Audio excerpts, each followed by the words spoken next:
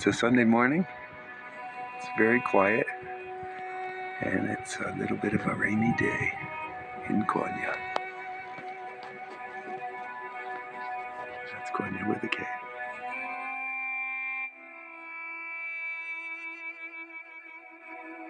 It's the only way I can get this in the picture. Olga said you could lay down on your back on the ground, but it's wet because it's a rainy day, and she says, I'm not doing that today. But we're going to this is the Dervish Gate. We are on our way to the Mevlana Museum, which we went to in 2015, but we don't remember much other than seeing the tomb. And this is our fourth day.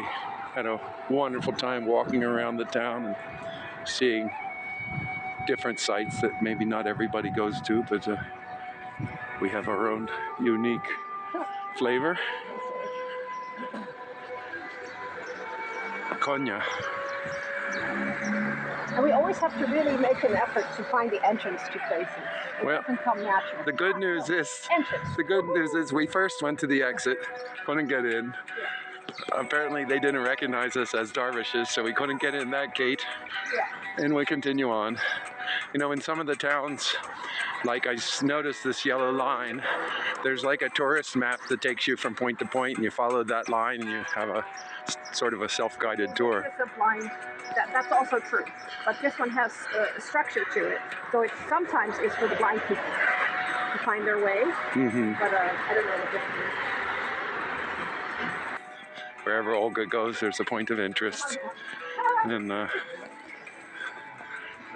she has been restraining herself from doing flips in front of all the public a little bit stuck in the room.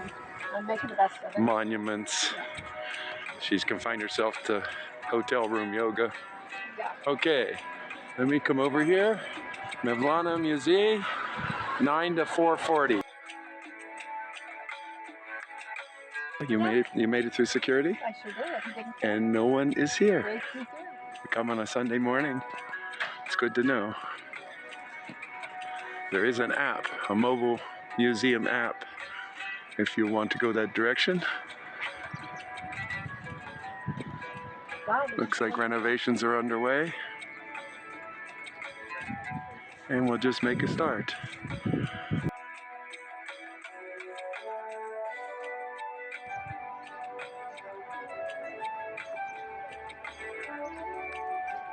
We'll see you inside.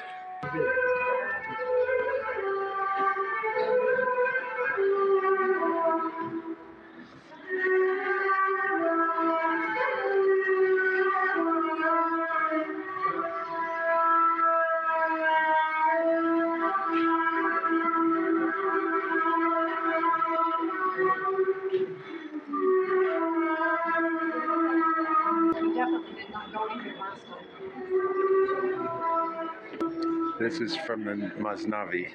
It's a 6-volume, 1,000-page text that I talk about. It's a title granted to those who are approved to read and elucidate the mevlana. So Rumi says that the Masnavi is the heart of Islam, and that Shams is the soul and the source. So Sufi music is not performed for entertainment, but to render human beings aware of their dependence on God. So the Sufi music is actually the music heard on the inside, the meditation. Yesterday we bought a daduk, which is the original flute instrument. A durga is a lodge. I know from my Sufi background that there were schools, and of course there was a master who here they would call a sheikh or a peer.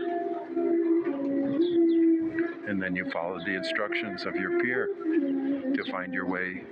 Mevlana wore ordinary hat. He did not have a special turban, they said. It would have been a symbol of maybe prosperity and importance in the community. And here's Shamstabriz, born in Tabriz, 1185, son of a person, Malik Dad, son of Ali. Malik is God. He himself was renowned as Shamsuddin, the son of the religion. Shams, who attracted attention even in his youth with his spiritual knowledge, was a disciple of Abu Bakr Salaf from Tabriz. He traveled a lot and he was known as Flying Shams. He had been in search of a true disciple, and when he found Mevlana, you can read the stories about their meeting. It's very beautiful.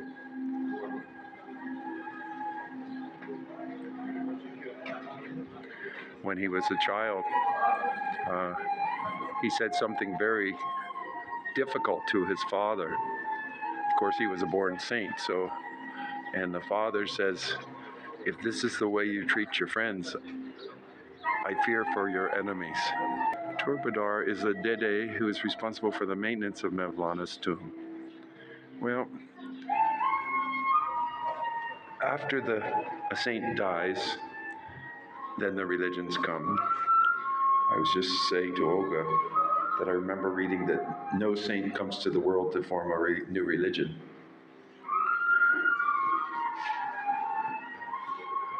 But after their death, in an attempt to hold on to their teachings, the religions come, and actually we then get crystallized in watertight compartments and dogmas and rites and rituals and ceremonies. And it's sort of the antithesis of what the saint had come to break, to give the freedom to the soul, the Ruh. And you can follow the history of the world religions and decide for yourself. But Rumi said, and I noted yesterday, that you will not find me in my tomb, but rather in the hearts of the Sufis. You will find me in the heart of the Sufi. Sufilerin kalbinde bulacaksınız. Doğru inşallah. Huh? Yeah, True. true is true. Eyvallahu. Thank you. Eyvallahu. Not high up on Olga's list, but on mine. This is the kitchen. Now, I'm sure that's conceptualized.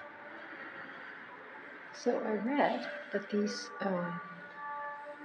head covers resemble or symbolize the gravestone. That's what they said.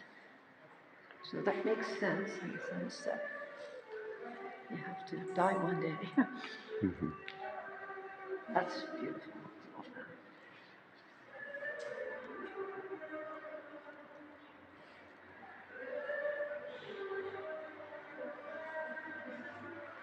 They said that the different orders of Sufis would take on different aspects of the creation. One particular order, maybe this has to do with 1,000 hours of suffering. One group were tasked with identifying all the names of God